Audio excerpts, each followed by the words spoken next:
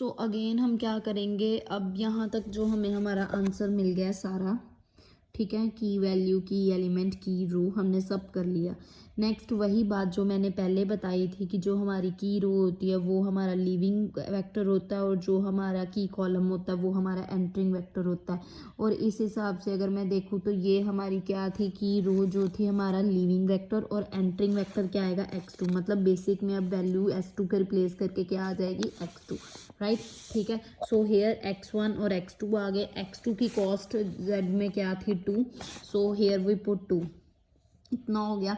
अब यहाँ पे सबसे पहले हम x2 की वैल्यू कैलकुलेट करेंगे। वो कैसे फाइंड आउट होगी, वो सिंपल सी बात मैंने पहले भी बोली थी कि जो भी हमारी नई रो जो लीव करने के बाद हम कॉलम में बेसिक कॉलम में ऐड करते हैं उसको कैसे करना होता है, जो हमारी की रो होती है, की रो ये वाली थी, उसको उसके की एलिमेंट के साथ डिवाइड कर दो और वो नई वैल्यूज आ जाएंगी। सो x2 की वैल्यूज निकालने के लिए ये जो मेरी s2 की वैल्यूज थी इसको 1/2 के साथ क्या कर दो, डिवाइड, क्योंकि 1/2 हमारा की एलिमेंट था। सो 0 divided by 1/2 it's become 0, 1 divided by 1/2 it's become 1, so -1 and 2, ठीक है। और इधर 1/2 divided by 1/2 and it's become 1। ये हमारी आ गई की रो जो करके।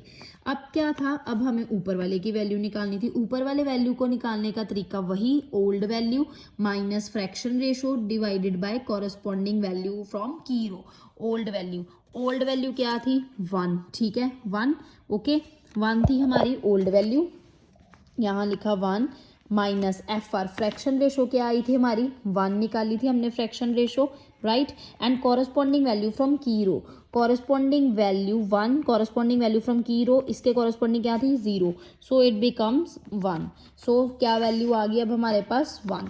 नेक्स्ट फिर से क्या था, 1/2 old value 1/2 minus fraction ratio 1 and corresponding value from the table row 1/2 and it's become 1/2 minus 1/2 it's become 0, 1/2 फिर से 1/2, ठीक है, -1 into corresponding value from this minus of -1/2 it's become 1/2 plus 1/2 and this become 2 divided by 2 it becomes 1, right. And next था 0 minus fraction ratio 1 and corresponding value क्या थी हमारे पास, corresponding value it's become 1 and it's become 0 minus 1, it's -1, 5/2 divided by corresponding value from 1 की रो it's become 1/2, वो cut गया तो बच गया 2, ठीक है।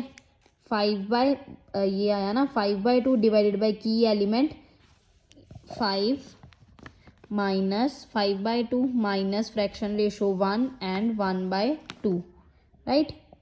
Corresponding value 5/2 minus 1/2 it's become 4/2 and 2 cut के आ गया 2, 1/2, ठीक है, यहाँ तक आ गया ना, ये बाकी तो हो गया, राइट। अब क्या करना था, जब ये हमारा सारा पार्ट हो गया उसके बाद हमने क्या वैल्यू निकालनी थी, अब ZJ की वैल्यू निकाली। ZJ की वैल्यू 3 + 2 कितना हो गया, 3 मल्टीप्लाई बाय 1 3, 2 इंटू 0 0 तो आ गया 3, 3 इंटू 0 0, 2 इंटू 1 1, तो 3 0 + 2 2, ये ZJ निकल गया जो हमने पहले तरीका निकाला। फिर CJ माइनस ZJ किया। जब हमारे पास CJ माइनस ZJ की वैल्यूज आ जाए 0 0 या -1 तो हमारा सम क्या हो जाता है, सॉल्व हो जाता है, ठीक है। क्योंकि लास्ट पे जब हमारे पास ये वैल्यू आ जाते हैं, ये स्लैक वेरिएबल्स की वैल्यू -1 में पहुंच गई और x1 और x2 की वैल्यू 0 0 तक पहुंच गए हैं। सो x1 की वैल्यू अगर मैं लास्ट पे देखूँ bi xi, वही ना राइट हैंड साइड वाली वैल्यू, तो वो किसके इक्वल है, 2 के, और x2 की वैल्यू किसके इक्वल है, 1 के। या आप ZJ मैक्सिमम प्रॉफिट कैलकुलेट करके टोटल वैल्यू निकाल सकते हो 8। सो दिस बिकम, ये जो आपका सम था 3x1 + 2x2, 3x1 की वैल्यू आई 2 और x2 की वैल्यू आई 1 और आपका प्रॉफिट बन गया 8, ठीक है। और जब यहाँ पे आपने कैलकुलेट किया तो वो भी 8 था। So this is your simplex method.